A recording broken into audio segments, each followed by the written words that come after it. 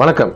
நமக்கான அரசியல் யூடியூப் சேனலை சப்ஸ்கிரைப் பண்ணாதங்க, சப்ஸ்கிரைப் பண்ணுங்க. உங்களுக்கு பிடிச்சிருந்தா மற்றவங்களுக்கு பகிருங்க, உங்களுடைய கருத்துக்களை பதிவு செய்யுங்க. நம்ம எதை பத்தி பார்க்க போறோம் அப்படின்னாக்க, இந்த அமெரிக்காவில் பற்றி எரியும் தீயை பத்தி பார்க்க போறோம். அப்படி என்னடா அமெரிக்காவில் நடக்குது அப்படின்னாக்க, அமெரிக்காவில் வந்து மக்கள் தொகை கம்மி தான், ஆனால் நிலப்பரப்பு அதிகம்.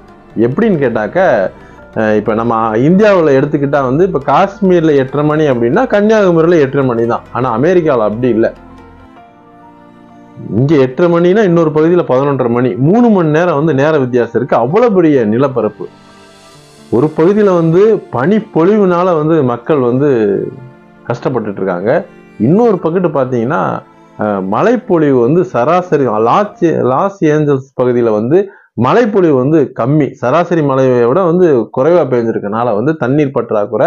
அங்கே மலை பிரதேசம் அப்படிங்கிறனால இந்த புல்வெளிகள் காஞ்ச மரங்கள்ல இருந்து விழுகின்ற சருகுகளை காஞ்சு போய் அது எப்படியோ தீ பற்றி பிடிச்சு இன்னைக்கு பலாயிரம் ஏக்கர்கள் எரிஞ்சு 10,000 வீடுகள், 1,00,000 மக்கள் வெளியேற்றம், இன்னும் மக்கள் வெளியேற சொல்லிக்கிட்டு இருக்காங்க அரசுகள். அப்போ இவ்வளவு பெரிய நம்ம கற்பனையே செஞ்சு பார்க்க முடியாத அளவுக்கு அங்க அவ்வளவு தீயின் கோர தாண்டவம் ஆடிக்கிட்டு இருக்கு. கற்பனையே செய்ய முடியாது. மில்லியன் கணக்கா பணம் வச்சிருக்கான். நம்ம பார்த்த ஆங்கில படங்கள் நடிச்ச நடிகர்கள் வீடெல்லாம் அங்கதான் இருக்குன்னு சொல்றாங்க. எல்லாம் தீக்கறி எரிஞ்சு நாசமா போச்சு. எதையுமே கற்பனை செஞ்சு பார்க்க முடியாது. இப்படியெல்லாம் நடக்குமா? இயற்கையின் கோர தாண்டவம். இது எல்லாமே என்ன சொல்றாங்கன்னாக்க காலநிலை மாற்றம் தான் சொல்றாங்க. அப்படி காலநிலை மாற்றம்னா என்ன? முதல்ல நம்ம எல்லாத்தையுமே இதை பார்க்குறோம், கடந்து போயிடுறோம்.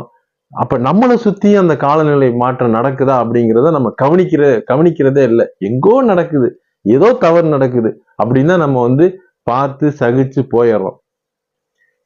இங்கேயும் நம்மளை சுத்தி இந்தியாவிலையும் நம்ம பகுதியில நம்ம எங்கெல்லாம் வாழ்றோமோ, நம்ம எங்க வாழ்றோமோ அந்த பகுதியிலையும் இந்த காலநிலை மாற்றத்துக்கு தொடர்பு இருக்கு.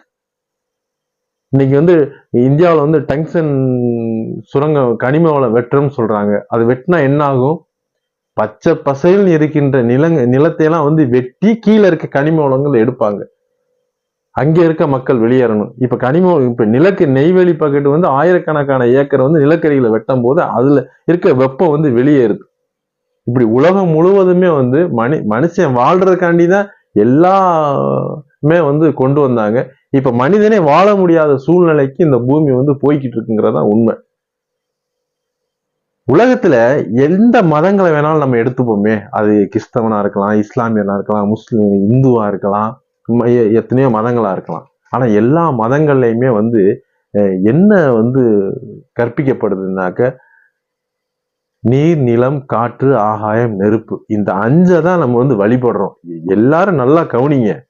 அது எந்த மதங்களா வேணாலும் இருக்கலாம். அந்தந்த பகுதியில என்ன கிடைக்குதோ அதை வச்சு வழிபாட்டு முறைகள் வேணா மாறலாமே ஒழிய, ஆனா வழிபாடு ஒண்ணுதான் உலகம் முழுவதும். இந்த பஞ்ச பூதங்களை வச்சுதான்.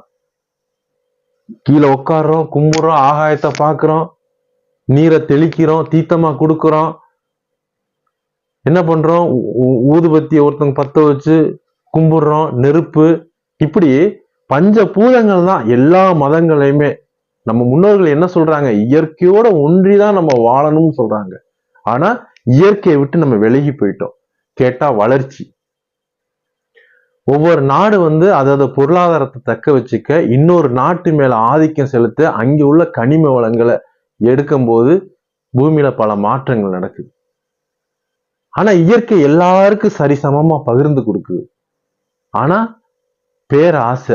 உலகத்துல யார் பெரிய பணக்காரனாகிற பேராசையில பாமர மக்கள் எல்லாம் அங்க வாழவே முடியாத சூழ்நிலைக்கு இருக்கும்.